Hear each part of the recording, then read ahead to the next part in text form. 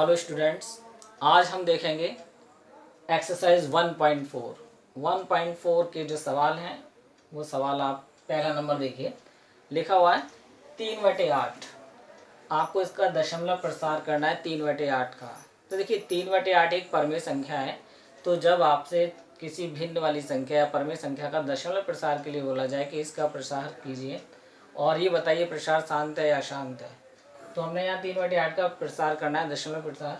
तो देखिए 3/8 को हमने जो अंश बटे हर है, जो नीचे की संख्या हर है, उस हर की संख्या के हम गुणनखंड करेंगे और गुणनखंड करेंगे और उसको चेक करेंगे कि उसके गुणनखंडों में अगर संख्या 2 या 5 आ रहा है, 2 अथवा 5 या 2 और 5 दोनों आ रहा है, तो इसका मतलब उसका दशमलव प्रसार शांत होगा। अगर 2 या 5 के अलावा कोई और अंक आ रहा है, 3 आ रहा है, 7 आ रहा है, कोई भी आ रहा है, तो उसका दशमलव प्रसार अशांत आवर्ती होगा। ठीक है। तो सबसे पहले अगर सवालों में यही पूछा है कि किस संख्या का शांत है, किसका अशांत है, तो आप हर के गुणनखंड कीजिए।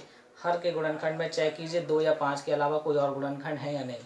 तो हम यहाँ भी देखते हैं, हम इसके गुणनखंड का इसका दशमलव प्रसार निकालेंगे। तो हमने देखा 8 के गुणनखंड करें। 8 को अगर आप काटेंगे इस टाइप से, ये 8 के नहीं है, लेकिन अगर आपको 8 को डिवाइड करोगे तो आएगा 2 2 2, 2 इंटू 2 इंटू 2। तो हमने लिख दिया 2 की घात 3। ये 8 के गुणनखंड हो गए 2 की घात 3। अब 2 की घात 3 में 2 आ रहा है और कोई संख्या नहीं है इसके गुणनखंड में, तो हमने क्या किया, नीचे 10 बनाने के लिए, कितना बनाने के लिए 10, 2 पंजे 10, यानी 10 बनाने के लिए यहाँ 5 और होना चाहिए था। तो 5 की 3 घात होनी चाहिए थी। 2 की घात 3 है, तो एक अगर 5 लिखेंगे तो 2 और 5 10 बन जाएंगे, बाकी की 2 घातें बचेंगी। फिर 2 5 लिख देंगे तो दो दो संख्याएं 2 की और 5 संख्या मिलकर 10 बना देंगी। तो 2 की घात 3 है, तो 5 की भी उतनी घात होनी चाहिए। तो हमने 5 की घात 3 का ऊपर नीचे गुणा कर दिया। 5 की घात 3 का गुणा ऊपर, 5 की घात 3 का गुणा नीचे।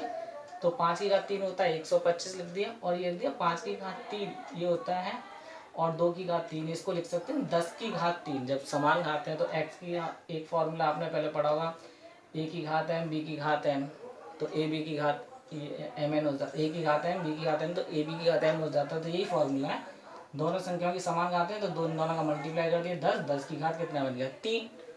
अब हम जानते हैं 125 का 3 से मल्टीप्लाई किया 375, और 10 की घात 3 यानी 3 जीरो, तो यहाँ से 3 अंकों के बाद दशमलव लगा देंगे पीछे से, तो 1 2 3, तो 3 अंकों के बाद हमने दशमलव लगा दिया, तो ये इसका दशमलव प्रसार हो गया और ये प्रशांत शांत हो गया। कैसा हो गया? शांत, क्योंकि 3 अंकों के बाद ये पूरा पूरा डिवाइड हो जाएगा।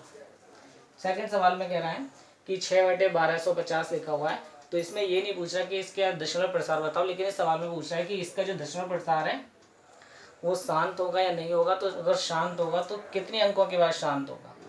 तो सबसे पहले हमने चेक किया 6/1250, हर को गुणनखंड करे, हर के गुणनखंड करे, पहले 2 से काटा 625, 5 से काटा 125, फिर 5 से काट दिया 5 दूनी 10 और 5 25, फिर 5 से डिवाइड किया 5 एकम 5 इस टाइप से। तो हमें ये गुणनखंड मिले 2, 1 2 3 4, 2 इंटू 5 की घात 4, 2 इंटू 5 की घात 4, ये गुणनखंड मिले। तो हम देख रहे हैं कि अंश बटे हर, अंश बटे हर के अंदर जो घातों के जो हमें गुणनखंड मिले हैं संख्या के, वो गुणनखंड 2 और 5 के रूप में मिले हैं। 2 की घात m और 5 की घात n के रूप में मिले हैं। इसका मतलब ये जो संख्या है उसका दशमलव प्रसार शांत होगा, क्योंकि इसमें जो गुणनखंड है हर में वो 2 और 5 के रूप में है।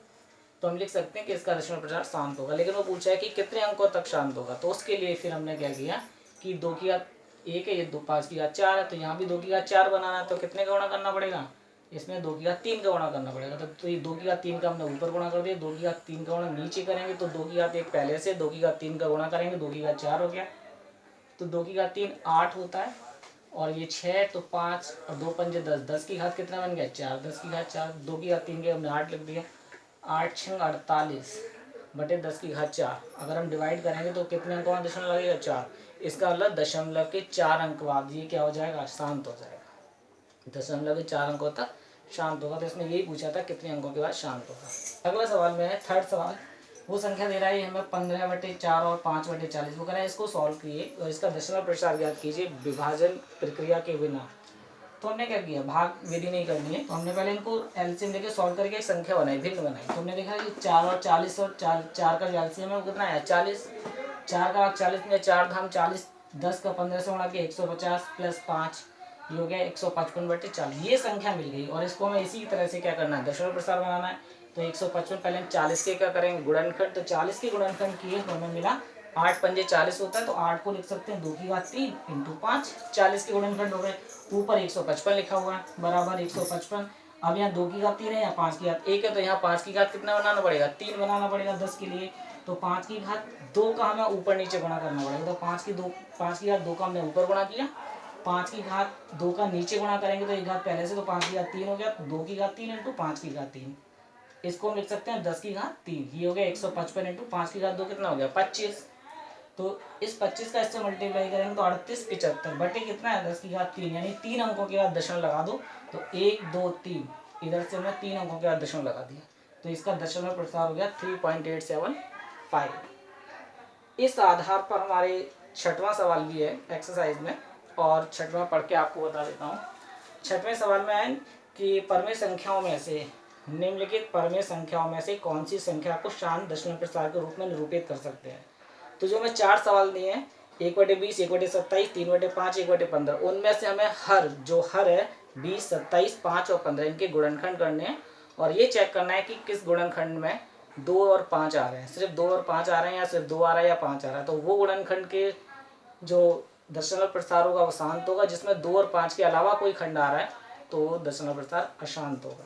इसी तरह से 7वें सवाल में कहना है कि लंबी विभाजन प्रक्रिया कि ये बताइए कि निम्नलिखित परमेय संख्या में दशमलव शांत है या अशांत। इसमें भी यही है, इसमें भी हम इसके हर के गुणनखंड करेंगे, और हर के जिन गुणनखंडों में 2 और 5 के अतिरिक्त कोई भी गुणनखंड आएगा उनका जो दशमलव प्रसार है वह अशांत होगा, लेकिन जिसके प्रसार में केवल 2 और 5 आएंगे वो शांत होगा। 8वें सवाल में बोल रहा है कि 7वें सवाल में जो शांत संख्या उनका प्रसार लिखिए। तो जैसे मैंने शांत संख्याओं का प्रसार लिखा है, ऐसे ही आपको 7वें सवाल में जो जो शांत है उनके प्रसार लिखने हैं। तो 6, 7, 8 आप अपने आप कर सकते हैं।